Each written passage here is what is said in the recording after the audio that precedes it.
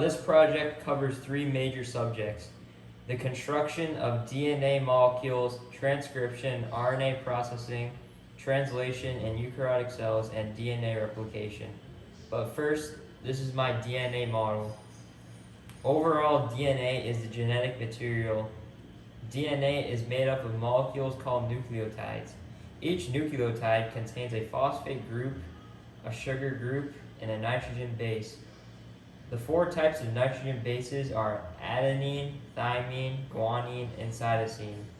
The order of these bases is what determines DNA instructions or genetic code. A DNA molecule consists of two strands that wind around one another to form a shape known as a double helix. Each strand has a backbone made out of alternating deoxyribose sugar and phosphate groups. As you can see in my model, I use Twizzlers to represent the sugar-phosphate backbone of the two DNA strands. For each strand, there's a 5N that has a phosphate group attached and a 3N that has a hydroxyl group attached. The two strands run in opposite directions, making them anti-parallel.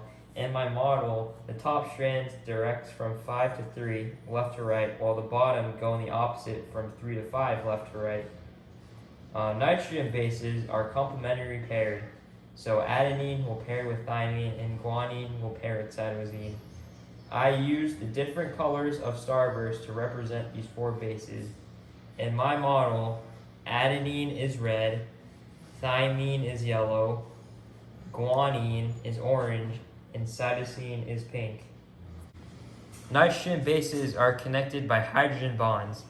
Adenine and thymine are connected by 2 hydrogen bonds, while guanine and cytosine are connected by 3. Okay. In this part of the project, we will cover gene expression. DNA carries genes that specify proteins via transcription and translation. I want to highlight two critical differences between gene expression in prokaryotic and eukaryotic cells. In eukaryotic cells, mRNA needs to be modified before it leaves the nucleus, which is this project. However, in prokaryotic, transcription and translation occur simultaneously. So next, I will extend my model to transcription, RNA processing, and translation in eukaryotic cells. In eukaryotic cells, DNA is transcribed into primary RNA in the nucleus, but this happens in 3 processes of initiation, elongation, and termination. A critical component of the initiation of transcription is the promoter, the DNA sequence where RNA polymerase attaches to the template strand. The specific binding of RNA polymerase II to the promoter determines where the transcription starts and which DNA strand is used as the template strand. Here, the bottom DNA strand is the template strand, and the top strand is the coding strand. In eukaryotic cells, the promoter includes the transcription start and the TATA box. Another important component of initiation in the eukaryotic cell is that the promoter must identify transcription factors, which are represented by these green gummy bears. Once recognized, the RNA polymerase II can now attach to it. This now forms a transcription initiation complex, and initiation is complete. Now the RNA polymerase II has unwinded the DNA double helix, exposing DNA nucleotides for base pairing with RNA nucleotides. We are now in the elongation stage of transcription. During elongation, RNA nucleotides are joined to the 3 ends of the growing polymer. So the transcription direction in the primary mRNA is from 5 to 3. Then the new RNA peels away from the DNA template strand and the DNA double helix reforms. During termination, RNA polymerase II transcribes the N codon and continues past a polyadenylation signal sequence coding for AAUAAA. Transcription ends with cutting and releasing the pre-mRNA. Thus, the DNA double strands rewind and the RNA polymerase II is detached. During RNA processing, a modified guanine nucleotide is added to the non-translated region at the 5' end.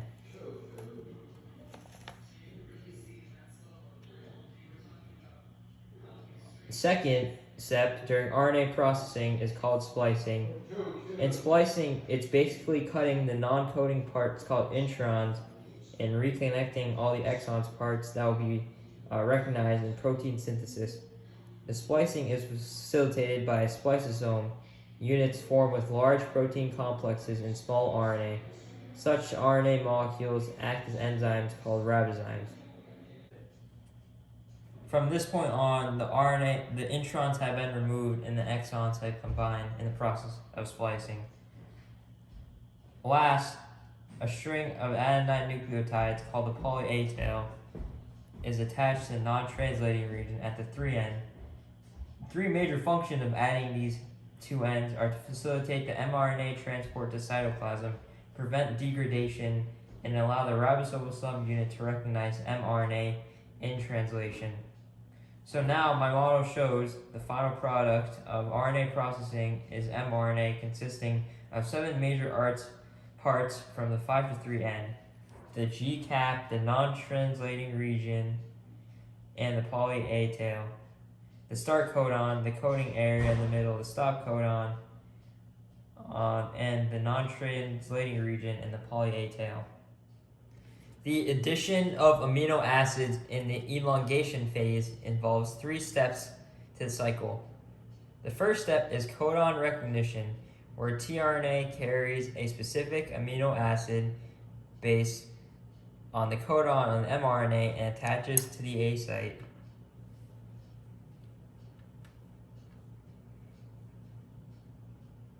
Second, a polypeptide is formed at the carboxyl end of the peptide held in the B site to the amino acid in the A site.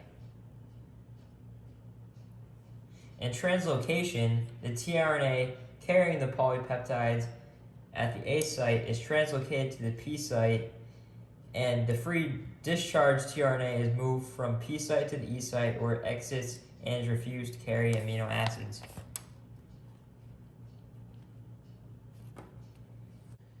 Now we are on the last step of translation termination. It happens when reaching the stop codon on mRNA at the A site. So a release factor will bind to the stop codon at the A site. The bond between the polypeptide and the tRNA at the P site is cut, and the free polypeptide exits through the exit tunnel. The discharged tRNA then goes to the E site and then gets exited also, and the thing disassembles, only leaving this polypeptide protein.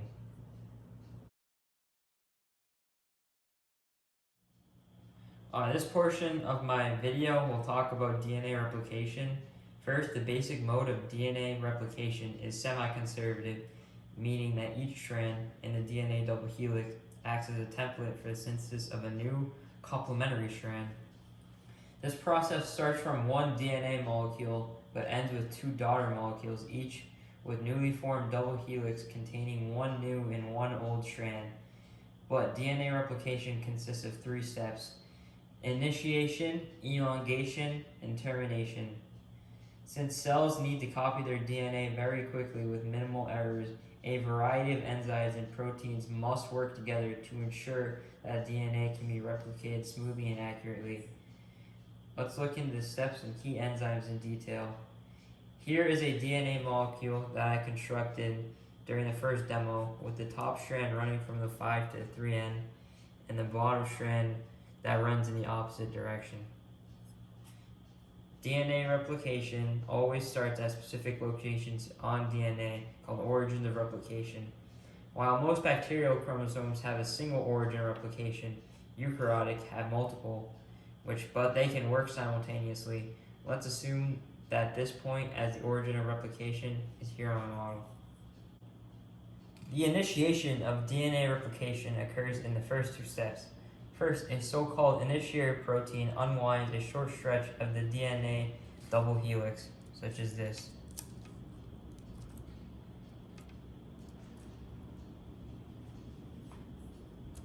As DNA opens, the two Y-shaped structures called replication forks are formed together, making up a replication bubble.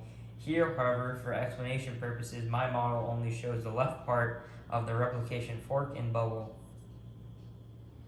Then, a protein known as helicase attaches to the DNA and breaks apart the hydrogen bonds between the DNA strands, thereby pulling apart the two strands.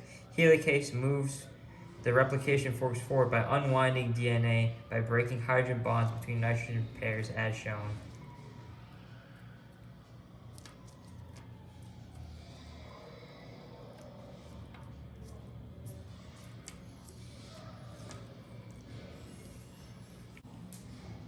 Protein called single-strand binding proteins coat separated strands of DNA near the replication fork, shown as this.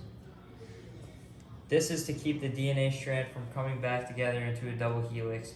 Now DNA polymerase is ready to add first nucleotides, but before we do this, we need to understand that the replication on two strands have differences due to their anti-parallel directions, and also that an enzyme called primase needs to make an RNA primer. Now let's look at the two strands first. The top strand runs from the 5' to the 3' from the left to right direction, while the bottom runs the opposite way. This is necessary for two strands which are also anti-parallel to their templates to be constructed differently. Specifically, one strand is constructed by using the top strand as a template towards the replication fork. This continually synthesized strand moves in a direction as the replication fork, called the leading strand, which moves towards this direction. However, the other strand, running away from the fork, is made into fragments that move in this direction. The small fragments are called Okazaki fragments. As mentioned before, an enzyme called primase, which are these red gummy bears, need to make an RNA primer, which is the blue Twizzler. So DNA replication actually starts with the RNA primer, a short stretch of nucleic acid complementary to the template, which provides a 3' for the DNA polymerase 3 to work on. This is true for replication on both the leading strand and the lagging strand. In other words, on the leading strand, one primer is needed, but many primers is needed for the lagging strand. A primer is needed to make each Okazaki fragment. Let's now take a closer look at nucleotides on both the leading strand and the lagging strand. As soon as the RNA primer in place, the DNA polymerase, which in this case is the black thing, DNA polymerase 3 black thing starts elongation, adding nucleotides one by one at the 3' to make a new DNA strand complementary to the template strand. On the leading strand, a continuous new strand, as pointed, is built. On the lagging strand, DNA polymerase adds nucleus between primers, forming a bunch of Okazaki fragments. Here, one of the Okazaki fragment is formed, as shown here. Last, some enzymes are needed for cleaning up the DNA strands. One of the enzymes needed is DNA polymerase, which is responsible for removing the RNA primers and substituting it for DNA, as shown.